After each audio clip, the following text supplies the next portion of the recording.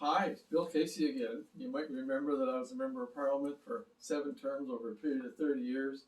I served under 6 prime ministers and 11 leaders, and I'm telling a series of stories of my experiences. First of all, I really believe in our Parliament. I believe it's the best system on the planet, although it doesn't get, you don't hear that very often. I truly believe it is. It's very effective. But today I want to tell you about a story that happened. It involves Parliament. It involves history, and we're on the hunt. We're on the search for somebody. We're looking for somebody. So when I get done this, I'm going to ask you to see if you can help us find this person. But first of all, in the First World War, Amherst, Nova Scotia, had the largest prisoner of war camp in Canada. It had mostly German soldiers and sailors, but there were some from other countries. But while they were at the camp, they produced some incredible artifacts, and one of the treasures is this ship model here. It's been in my family for 80 years or more. It's been in my family for my whole life, and I don't know how long before that. But I've never really paid much attention to it until 2019. I had it out in my garage, if you can believe this, wrapped in a plastic bag.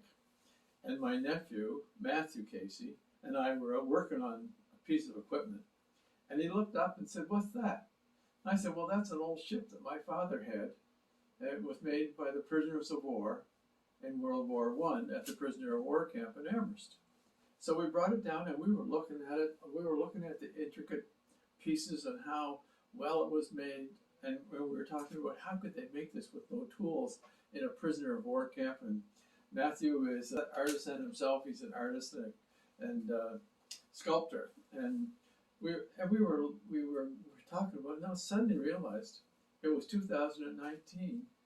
That's 100 years from when the Amherst prisoner of war camp closed. 1919 to 2019. So I said we should do something, and we should have some kind of a recognition of that closure. So long story short, I contacted the German embassy from my parliamentary office. They sent a team down to Amherst, and they confirmed that it was a prisoner of war camp. They weren't aware of it actually, but they confirmed it was. They looked at all the artifacts. We put together an incredible prisoner of war celebration of the closure of the prisoner of war camp.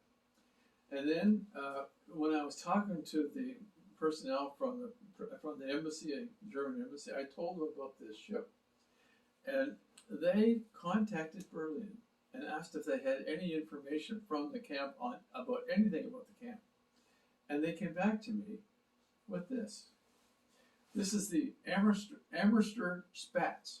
It's a newspaper that the prisoners of war wrote for themselves and anybody that was interested in the Amherst prisoner of war camp. It talks about day-to-day events. It talks about entertainment. They put on entertainment they did for themselves and projects they did.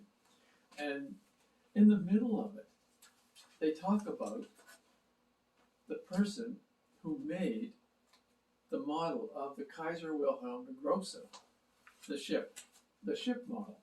So when I saw that, I looked up pictures of the Kaiser Wilhelm der Grosse. First of all, I didn't realize it was a model of a specific ship all the years I knew about it. I just thought it was a generic model of maybe something like the Titanic or something.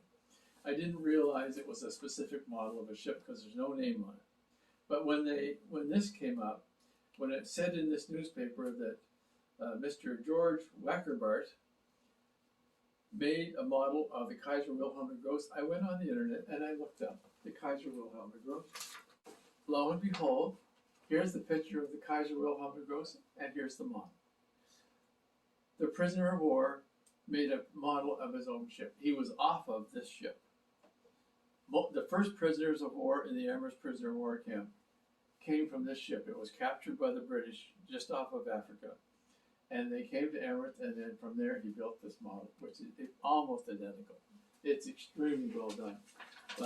And the fact that it's still in good shape is a credit to him.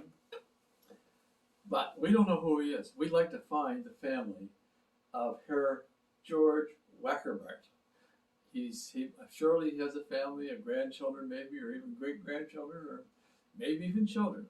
may still be aware that George Wackerbart was a prisoner of war in the Amherst prisoner of war camp. We don't know where he went after the war. He may have gone back to Germany, he may have stayed in Canada, some did.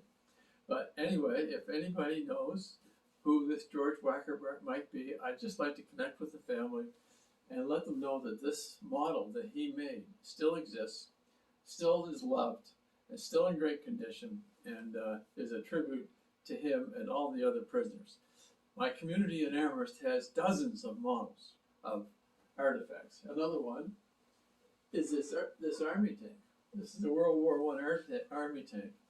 And it says, war souvenir made by prisoner of war in Amherst. It doesn't say who that was, but it is perfect. And my grandmother had this as a jewel box all her life. I remember she kept her rings in this little jewel box area. Anyway, but it is perfect. I don't know how they got all the nails so well done. They're just perfect. I don't know how you could do it. I don't know how they could do this in a prisoner of war camp with no tools, but it's perfect. And it's a credit to whoever did it. There's no name on this. We don't know who did it, but anyway, they did. The town of Amherst and the county in the area has a lot of models. The Amherst Museum has a lot of models made by the prisoner of war camp prisoners.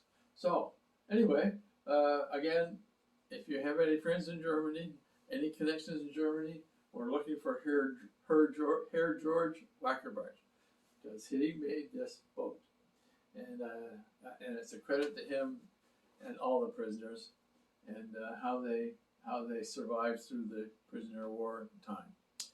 So that's it for today. If you want to know more about the prisoner of war camp, we did a video previously, and check my website, and you can go to milkcasey.ca. If you want to check out more about the prisoner of war camp, because it's an awfully interesting story in itself, the prisoner of war camp has its own stories. We even had a story about how they moved the stove, dug a trench, and 13 of them escaped, dug a tunnel and escaped, just like on television. But anyway, if you want to see more about that, check it out. The prisoner of war camp story in Amherst is awfully interesting. I want to thank the German embassy, because they really went overboard to help us get that information from the newspapers. We got several of the newspapers from the prisoner of war camp. But just imagine, those newspapers survived through World War I, got shipped to Berlin, survived World War II, and they still have them archived and were able to reproduce them for us. So we know what was going on at the prisoner of war camp 100 years ago. Anyway, thanks to the German embassy and all their staff that were involved with helping us put our celebration together in 2019. And I want to thank my nephew Matthew, first of all, for looking up and seeing the Kaiser Wilhelm der Grosse on a top shelf and saying, what is that?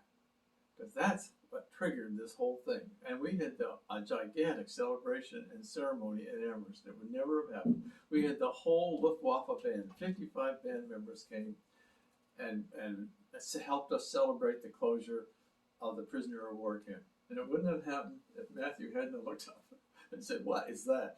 But anyway, and when we brought it down, it was missing some lifeboats, and part of the bridge was missing, and some of the funnels were missing, but he made them all over again, and you'd think they were all original. He did a perfect job on it. So thank you, Matthew Casey. Thanks very much. Have a great day. I had a wonderful career in politics. I was elected 7 times. I served in government, I served in opposition. I served under 6 prime ministers, and that is an education in itself.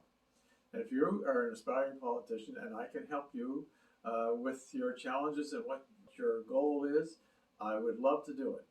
I really believe in our process. I believe in the ability of a member of parliament to affect change, help the community, and serve in a very positive role.